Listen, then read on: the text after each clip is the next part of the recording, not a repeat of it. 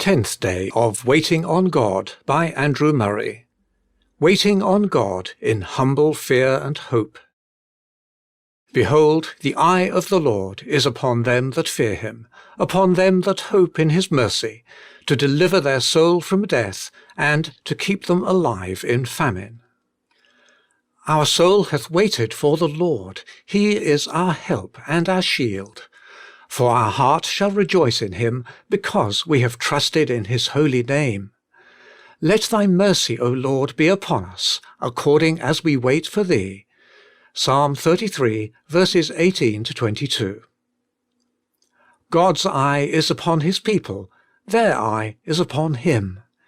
In waiting upon God, our eye, looking up to him, meets his looking down upon us. This is the blessedness of waiting upon God, that it takes our eyes and thoughts away from ourselves, even our needs and desires, and occupies us with our God. We worship him in his glory and love, with his all-seeing eye watching over us, that he may supply our every need. Let us consider this wonderful meeting between God and his people, and mark well what we are taught here of them on whom God's eye rests, and of him on whom our eye rests. The eye of the Lord is on them that fear him, on them that hope in his mercy. Fear and hope are generally thought to be in conflict with each other. In the presence and worship of God, they are found side by side in perfect and beautiful harmony. And this because in God himself all apparent contradictions are reconciled. Righteousness and peace, judgment and mercy, holiness and love, infinite power and infinite gentleness, a majesty that is exalted above all heaven, and a condescension that bows very low, meet and kiss each other. There is indeed a fear that hath torment, that is cast out entirely by perfect love. But there is a fear that is found in the very heavens. In the song of Moses and the Lamb they sing, "Who shall not fear thee, O Lord, and glorify thy name?" And out of the very throne the voice came, "Praise our God, all ye his servants, and ye that fear him." Let us in our waiting ever seek to fear the glorious and fearful name, the Lord thy God.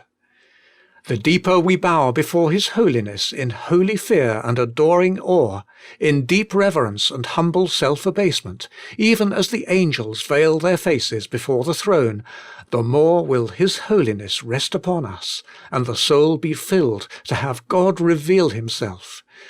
The deeper we enter into the truth that no flesh glory in his presence, will it be given us to see his glory. The eye of the Lord is on them that fear him, on them that hope in his mercy. So far will the true fear of God be from keeping us back from hope, it will stimulate and strengthen it. The lower we bow, the deeper we feel we have nothing to hope in but his mercy. The lower we bow, the nearer God will come and make our hearts bold to trust him. Let every exercise of waiting, let our whole habit of waiting on God be pervaded by abounding hope, a hope as bright and boundless as God's mercy. The fatherly kindness of God is such that, in whatever state we come to him, we may confidently hope in his mercy. Such are God's waiting ones. And now think of the God on whom we wait. The eye of the Lord is on them that fear him, on them that hope in his mercy, to deliver their soul from death, and to keep them alive in famine. Not to prevent the danger of death and famine, this is often needed to stir up to wait on him, but to deliver and to keep alive. For the dangers are often very real and dark. The situation, whether in the temporal or spiritual life, may appear to be utterly hopeless. There is always one hope. God's eye is on them. That eye sees the danger, and sees in tender love his trembling, waiting child, and sees the moment when the heart is ripe for the blessing, and sees the way in which it is to come. This living, mighty God, oh, let us fear him and hope in his mercy.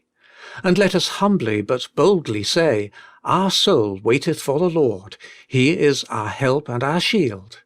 Let thy mercy be upon us, O Lord, according as we wait for thee. O the blessedness of waiting on such a God!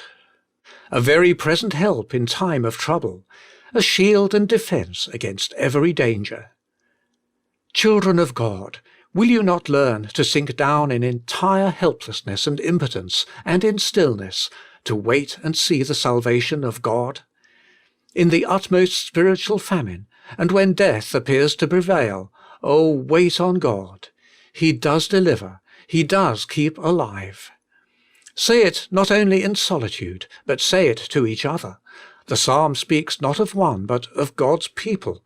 Our soul waiteth on the Lord. He is our help and our shield.